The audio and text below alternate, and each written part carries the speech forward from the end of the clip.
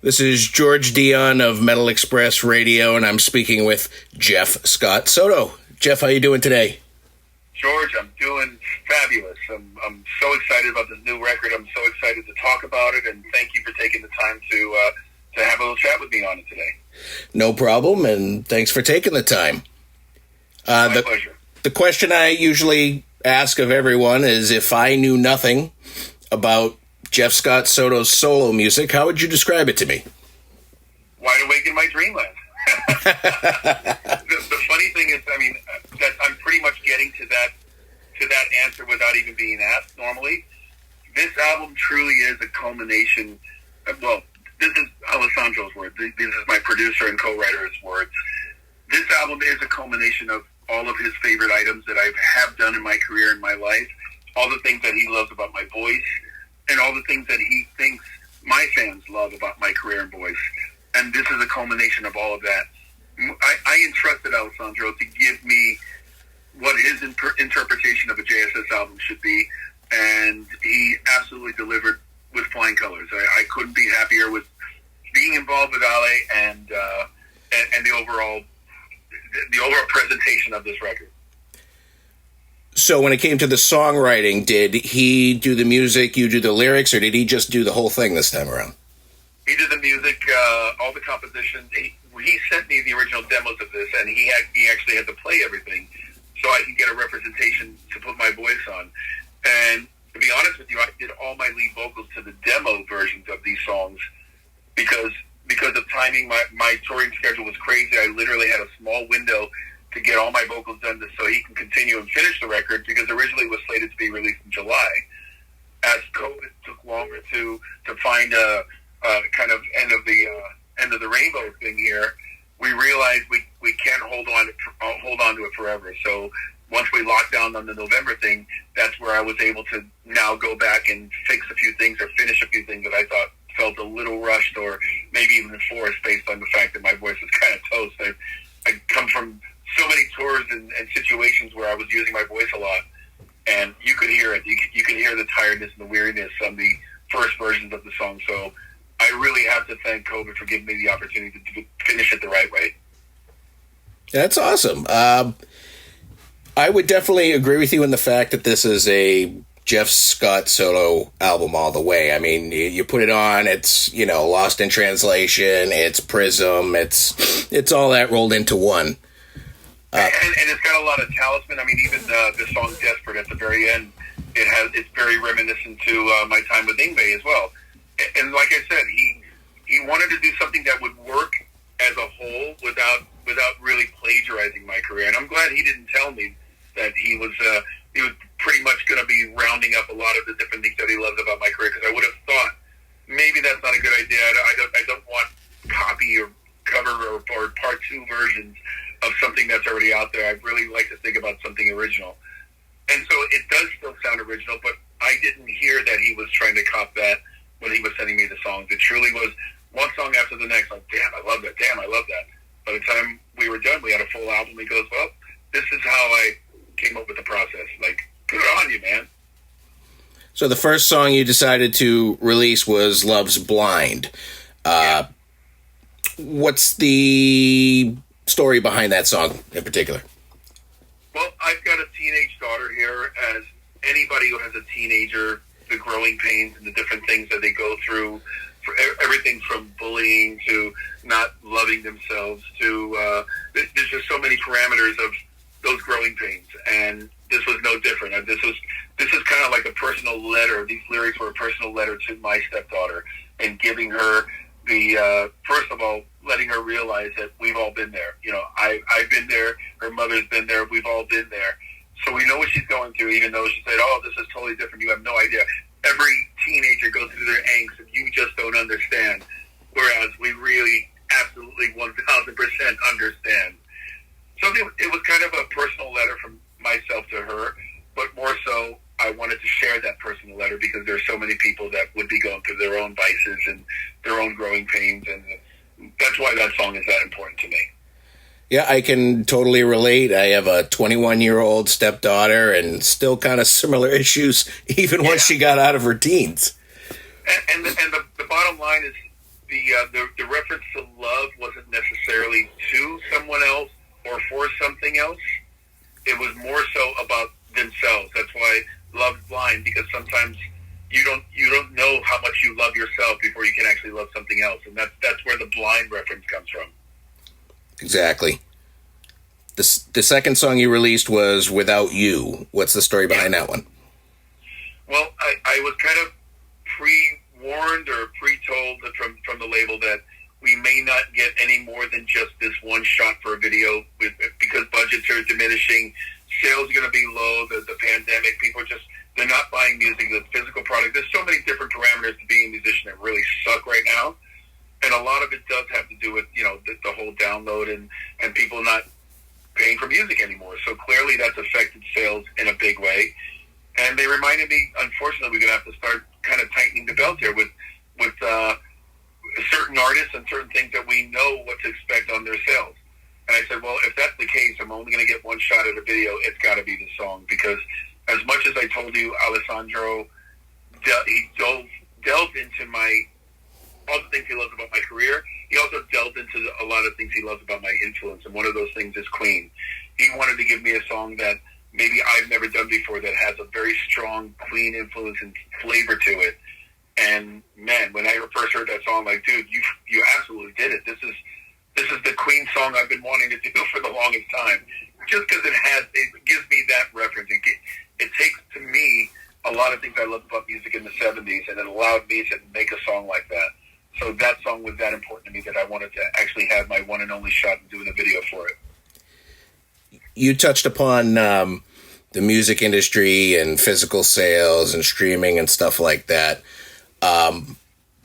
What's your take on, more people? I mean, people aren't really so much illegally downloading now as they're streaming, and they pay like Spotify and all that. Yeah, I mean, how? In the end, I hate to say that. A lot of people hate me because I'm always able to find a positive out of a negative. Clearly, the negative is those things earn pennies to the dollar. You literally have to sell or not sell. You have to have whatever streams or likes or follows, whatever the reference is for like Spotify and the streaming services. You have to have millions of them before you can even buy a Happy Meal with the residuals. That being said, I care more about quantity of people sharing or discussing my music, because in the end, that's going to help me later on the live format, for instance. More people are going to know about me because they're sharing something they wouldn't normally go out and buy or even know of, but because it's on playlists, because it's on referrals from other people, without them having to buy it necessarily. They go, man, this is good. I've never heard of this guy. I've never heard of this music. It'll open up other doors for me later that I think are more important in the long run than they are for the short run. So you see, it's more of a long-term thing. Yeah, it's a promotional thing to get people to go to the live shows or to kind of delve more into you. I look at it as no matter how you find out who I am and what I do, that is irrelevant to me as long as you find out who I am and what I have to offer. Right. You have a live show that you've attached to the release of the new album. It's from the Frontiers Rock Festival? Yeah. And it's also, you released it earlier this summer as a special surprise live in Milan, correct? Right. So when it comes to crafting a set list for Jeff Scott Soto's Best Of, do you find that difficult because you have such a huge catalog to choose from? I find it fun. I find it exciting of what I could throw in. And unfortunately, in this situation, the time slot, the allotted amount of time slot that I got wasn't enough to give you a full-out, blown-out JSS set list. I've done a few live albums in the past where I've been able to do that. I've been able to kind of reel it all in and give you more bang for your buck. But if that show was recorded audibly, we didn't record it necessarily with video cameras. Frontiers wanted to release it. They wanted to put it out there, and I begged them not to do it as a standalone item because it was so short. Yeah. I didn't want to cheat fans into thinking that I was just going out for the money grab, releasing a live album, and in turn they buy it and they go, hang on, this thing is only like 40-something minutes long. That ripping us off. At the same time, I didn't want the backlash that comes through those kinds of things. I didn't want to put that out there as a standalone item. So that's why they agreed, okay, you know what, why don't we put it out as a streaming or digital? For the most part, that's going to be the main release. That's how it's out there. But to kind of help the suffering and the dying physical sales, the people just don't sell records anymore. The CDs is almost a dinosaur. It's almost out the window because of streaming, because everybody's basically just buying their music as air. It gives us a chance to give that incentive to people who refuse to listen to Spotify and the digital downloads and such. They can now be a part of this album, and it's a free bonus. It's a gift to you for buying the record. You're also going to be releasing a vinyl of this album, correct? That is correct. I finally got the go-ahead on that, and I really have to thank my fans for stepping up and convincing the label, because of cutbacks and because of labels afraid of losing too much money for doing little vanity things like this. I had to prove that my fans truly wanted this album on vinyl. So my fans stepped up and they listened, and I'm going to be able to make that official announcement and the pre-sale and all that very soon. Awesome. I think we even got multiple colors, which is great. People love those. I mean, oh yeah, I love it too. Yeah. I'm always a music fan first, and I love that stuff. Still makes me so happy. Oh yeah, absolutely. If you can get that, multiple configurations, real fans are into that. And I understand that it's truly a fan thing. It's for collectors. There are even a lot of people that don't have record players that still buy the vinyl, but they just want it for the collection because this music is so important to them, and their artists are that important to them. And I do the same thing. There was a song on the live set that you dedicated to your brothers and sisters at Frontiers. You said you don't hardly ever play it, but you always play it for them. I forgot to write down the name of the song, but... it's called Holding On. Okay, Holding On. Why is it so special for you and Frontiers? It's strange, and at first I thought you're basically pulling my chain. There's no way.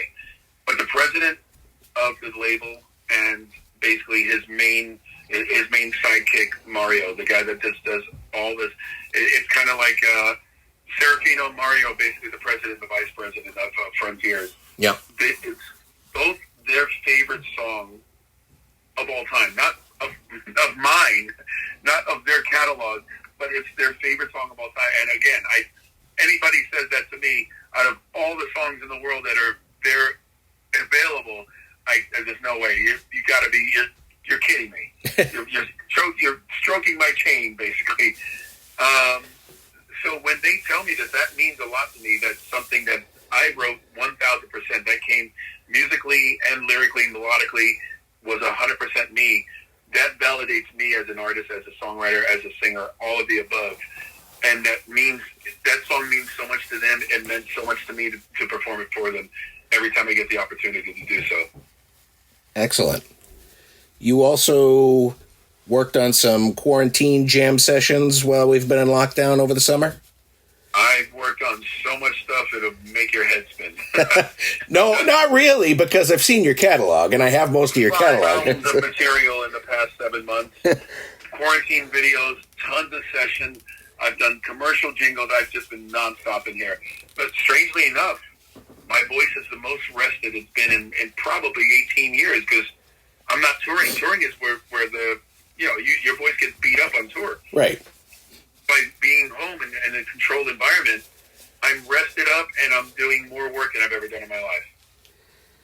So I noticed that you released your first solo album, Love Parade, on digital. Re-released it in digital format. I never even knew this album existed. Yeah, it first came out on a small independent label in Germany, and then once that kind of dropped off and I kind of retained the rights again, when I did my first album with Frontiers, the Prism album, they said, well, if you own the rights to that, why don't we put that out there as incentive to show people that we're really loyal to having Jeff Scott Soto on our label. So I was happy that they were able to get it back out there again, and in a better way than I had out before. But then that licensing ran out, and I owned it again. And then when people were saying, hey, can I find that album and for the most part, I'm sending them to eBay because if it's pretty much out of print. Yeah. And I'm not going to go out of my way to make new versions of it on physical copy. But in looking at Spotify and all these other formats, it wasn't out there. I'm like, how can that be? I thought once a label put it out there on that level, it's just always available. So that's why I decided I retain the rights to that again. I'm putting it back out there for people who've never heard it or people who want it in that format. It's excellent. It's a little more funky than what you do these days. I like it. It's a lot more funky. That album was my coming out of the closet, so to speak, not in a homosexual way, but in a musical way. That I'm more than just a metal singer. That was my statement of that time, because up to that point, up to the mid '90s, everybody still saw me as a metal singer or the guitar player singer. Oh, he just sings for guitar players' records. I wanted to show the world I had way more artillery than just hard rock and heavy metal music, and that album was exactly that for me. So you had to cancel your tour with Sons of Apollo due to the COVID lockdowns. Have you guys been working on new music? No, we had a few short talks about whether we should be utilizing this time for that. And I think the over consensus and the reason why we haven't is we all love that record so much, the one that we pretty much kind of got screwed in following up with. And the fact that we rescheduled all the dates and continue to hope that we're going to be able to remake them, we literally just, we want to go back out there and tour for this album, I think, more so than do another record and then have to cut some of the songs that we would normally keep in the set just so we can now do 3 albums worth of material. I think it means more to us that to give that album the nod that it deserves, and then we start working on new stuff. That sounds fair.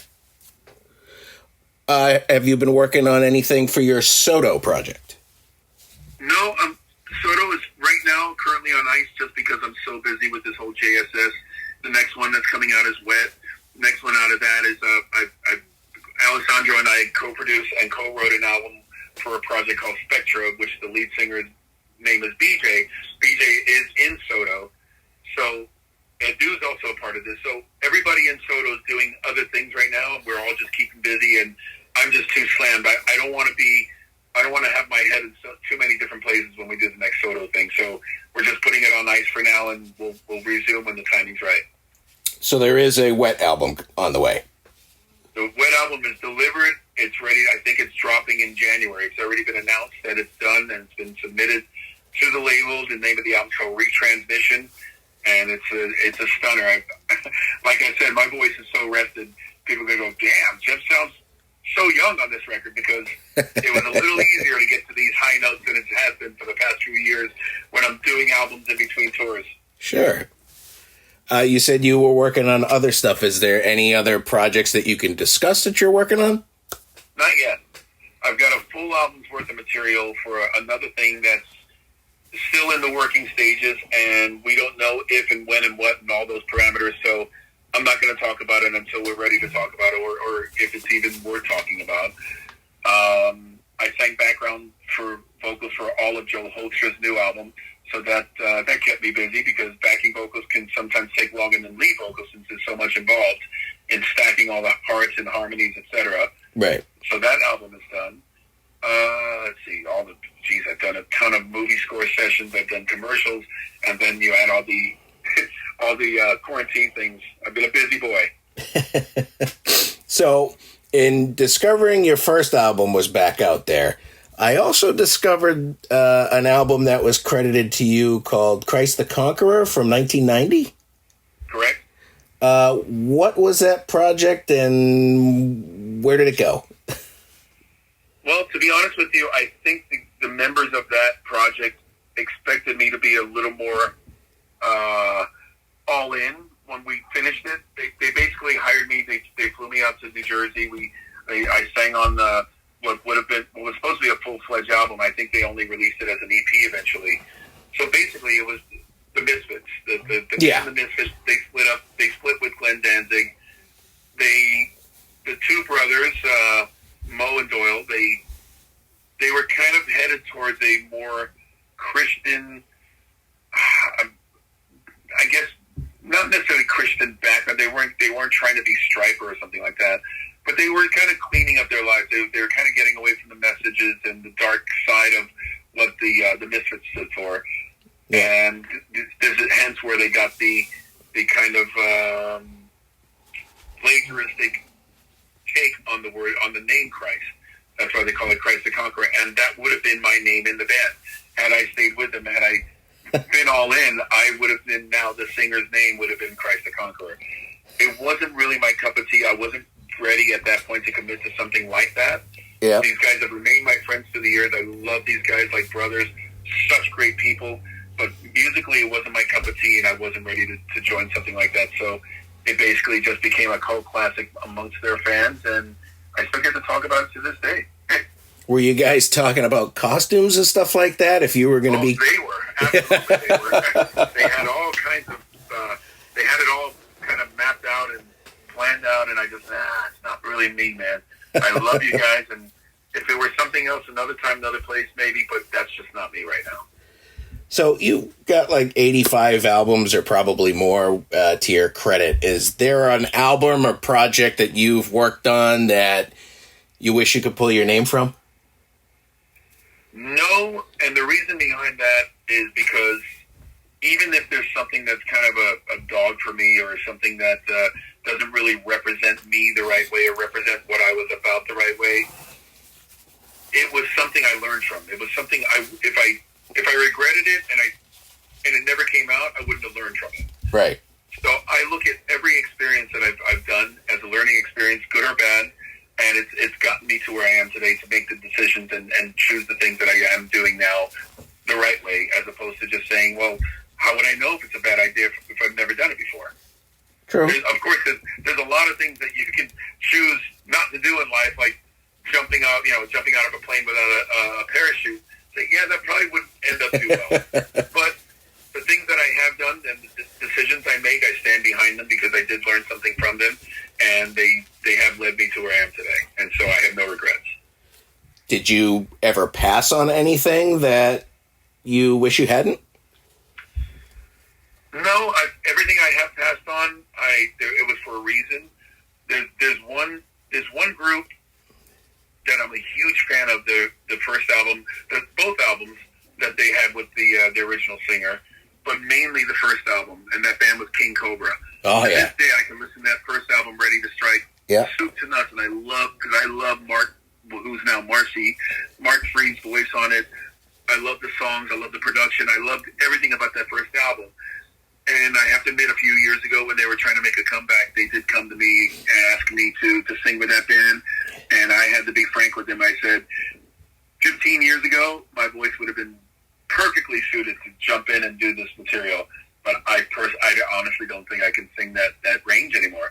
Mark Freed made it so anybody coming into that band, there's no way you're going to be able to sing what he did on that record. And that's validation and testament to how great he was. I just didn't want that pressure of stepping into one of my favorite bands for that time and ruining it, basically. Yeah, I don't blame you there. I don't think it was the same with Paul Shortino either.